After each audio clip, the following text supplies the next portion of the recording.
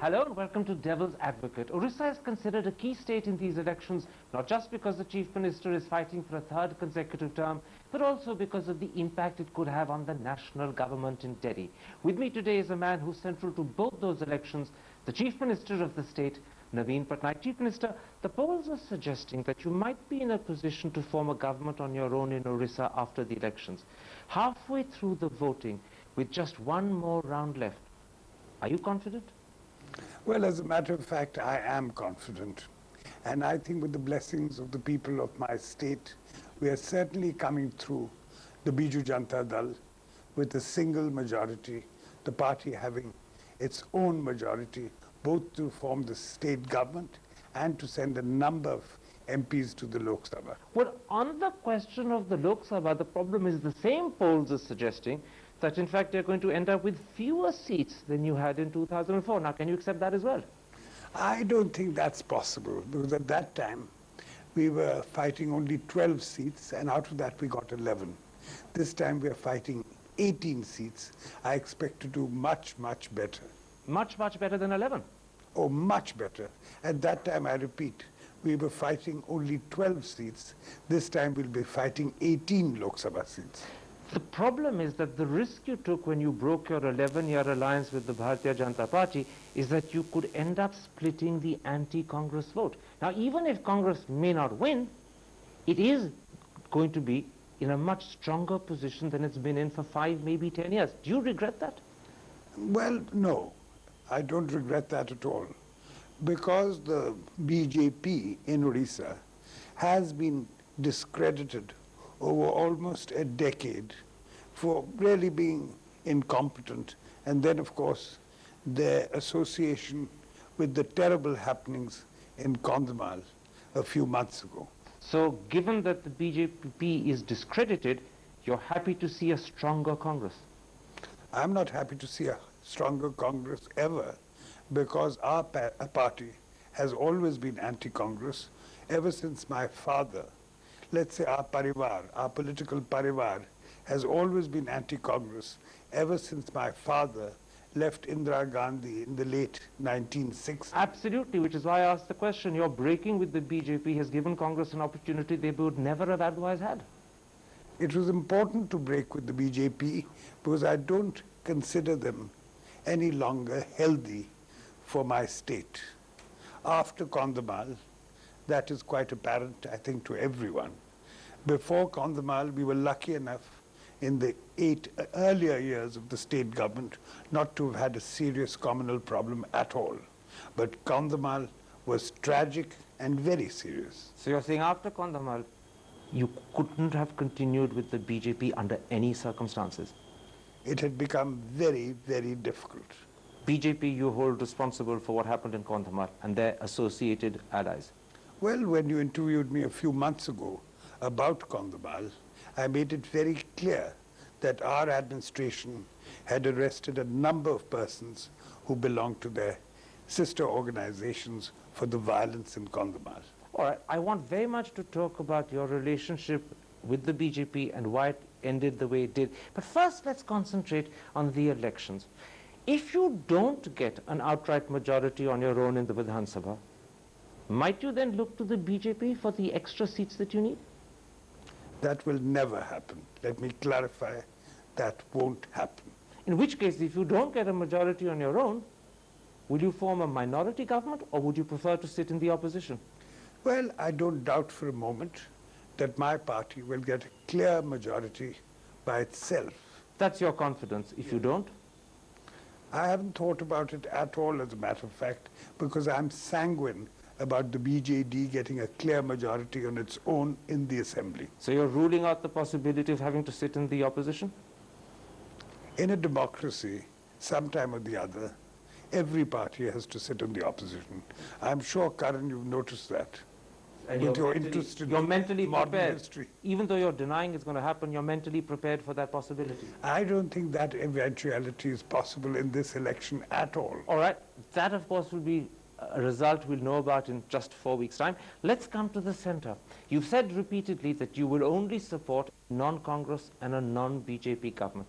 Does that mean you're going to support the third I've one? said very clearly that we will not support, the BJD will not support. That is the feeling in my party, of which I'm an integral part, that we will not support a Congress-led government or a BJP-led government at the center. You've laid a lot of emphasis on the word led. So could you support a government where either Congress or the BJP are a part but not in the leader position?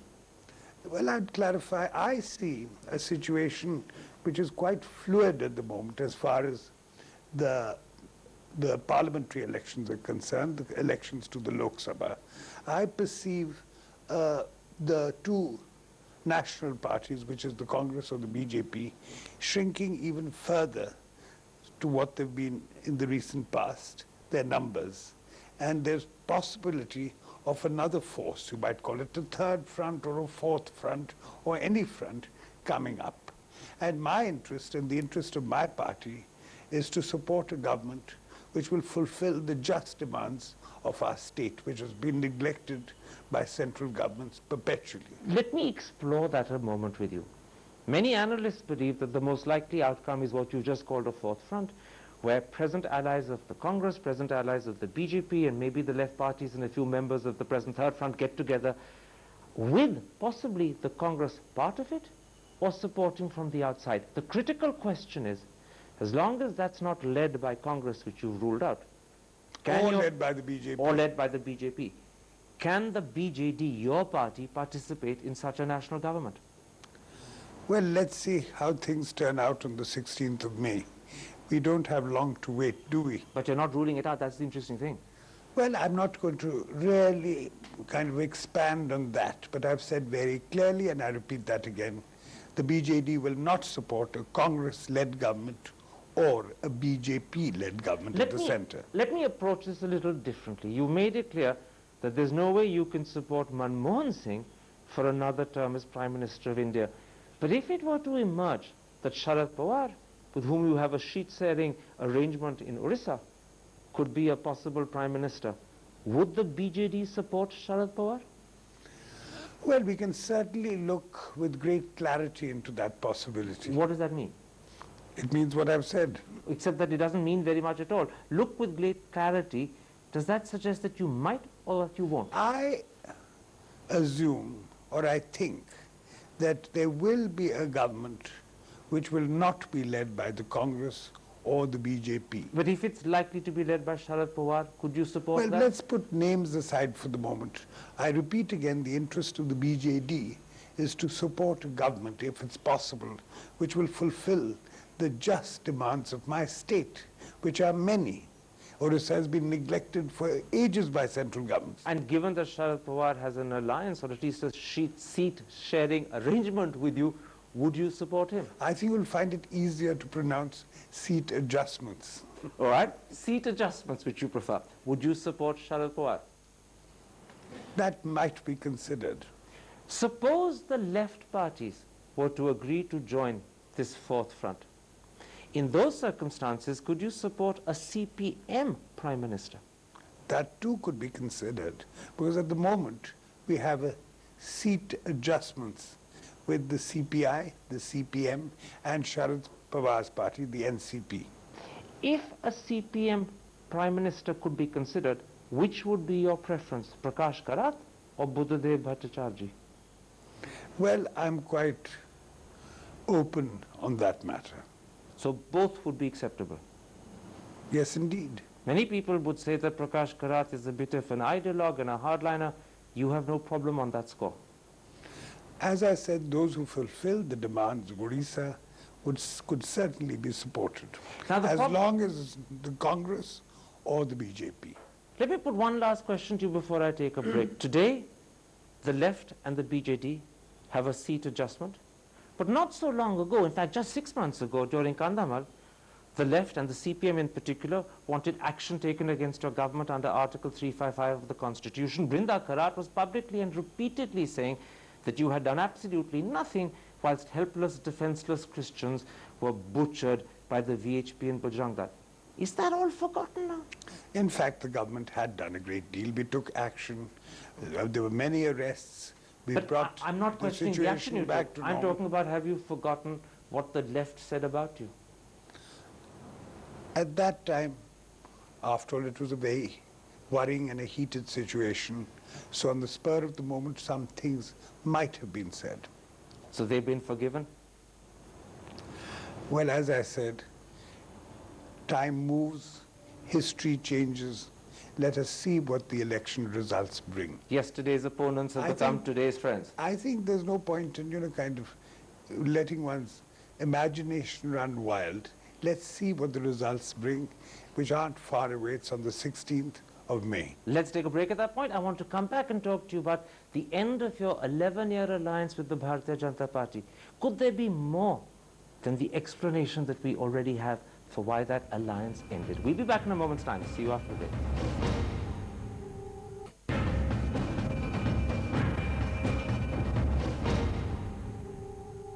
Welcome back to Devil's Advocate with the Chief Minister of Orissa, Naveen Patnaik. Chief Minister, let's talk about the end of your 11-year alliance with the Bharatiya Janata Party. So far, you've told the world that this alliance ended because the two parties couldn't agree on seat adjustments for the future. But beyond that, to what extent had you begun to feel suffocated by the BJP's anti-minority ideology? Well, as you know, a few months ago, when Kandhamal took place, that was very disturbing, very worrying, because, that was horrifying what happened. Ever since then, the unease began between my party and the Bharatiya Janata Party. It had been there earlier too, because they hadn't been the most honest of allies. In various elections, they would try and undercut one, but that's a different thing. Those are minor in comparison to what happened in Kandhamal and its aftermath. So Kandhamal, in a sense, was a breaking point for you? Yes, indeed. And their behavior as allies within the assembly and outside the assembly was really incorrect in many ways. When Kandhamal happened, the urban middle classes began to compare you with Narendra Modi. Some people even called you a second Narendra Modi. Did that upset, even hurt you? I myself would never personally consider myself anything like that. I always think in a secular manner. I have a totally secular background. So I never considered that as a correct allegation. Which means that the comparison with Narendra Modi must have been deeply hurtful. I found it just unbelievable, that is all. When I interviewed just after the Kandhamal, you said to me that every single bone in your body was secular. Would you say today the break with the BJP in a sense proves that to be the case? What do you think, Karan? You've known me all my life. I would say that it proves the case. Thank you. Was it done with that in mind? One always stands by one's beliefs at the end, don't you think? Many people believe... Or one should stand by one's beliefs. Many people say that it took Naveen Patnaik 9 years to stand up for his beliefs. Those who know you have always known that you're secular, that you're liberal, that you're modern. They were astounded that you actually had an alliance with the BJP and that it lasted so long. Why did it take you so long to find your beliefs? You'll have seen that for the last dozen years, the BJP has a number of secular allies. You can think of Mamta Banerjee or Hegde or Farooq Abdullah or even George Fernandes, Nitish Kumar. They have a number of secular allies. And in Odisha, we were fortunate enough in my tenure of the first 8 years, there were no serious communal incidents. It's not till Kandhamal that the whole picture changed. People say that the whole problem that you had over seat adjustments was in fact deliberately manufactured by you as the way of ensuring that the alliance would end. And this is proven by the fact that when you eventually made them an offer that you could live with, it was, even as you described it in your own words, a deliberately humiliating offer because you knew they couldn't accept. I've never called it in my own words a humiliating offer. Chandan Mitra said you did. Well, I don't know what he's talking about. But did you deliberately offer such a derisory number of seats as to force the alliance to break? No, I think my offer was pretty realistic. They really couldn't afford to stand for more than a few seats because their whole period in the state government had been quite a lot of incompetence. And also after Kandhamal, the people of Odisha are a peace-loving people. And I think, like my party, the people of Odisha had also gone, to use a modern term, off them. And you'll see that from the results in this coming election. It's very interesting. The results which come out on May the 16th. It's very interesting. The offer that I described as humiliating or derisory, you just described as realistic. That suggests to me that, in fact, as far as you were concerned, you weren't prepared for them to have more, and if you were offering them something they couldn't accept, then in fact this was a way of breaking the alliance. I'd given a realistic offer, and indeed it did break the alliance. Now you may read whatever you like between the lines. Many people were surprised by the swiftness with which you managed to find new allies almost immediately thereafter. Had you been in touch with the left parties and the NCP, and had they given you some understanding or assurance that if you did break with the BJP, they would be there to stand behind you and beside you? Well, Karan, you might look at the other side of the picture. They could have found me rather than me finding them, the new seat adjustment partner parties. The only problem is that they would have been refinding you. The Naveen Patnaik that they thought that they had as a friend and an ally from the days of the Janata Dal, when you first succeeded and took over from your father, is very different to the Naveen Patnaik that existed when you were with the BJP. So if they found you, it's actually refinding you. You went back to the principles you stood for in the Janata Dal days. The BJP 11 years was an aberration. You mean Naveen Patnaik revisited? Absolutely. But let me come back to the serious point. Had you been in touch, had you sent out feelers to the NCP and left? In politics, as you know very well, one meets friends from all parties, and of course we air our point of view, and everything did move very swiftly once the alliance broke down.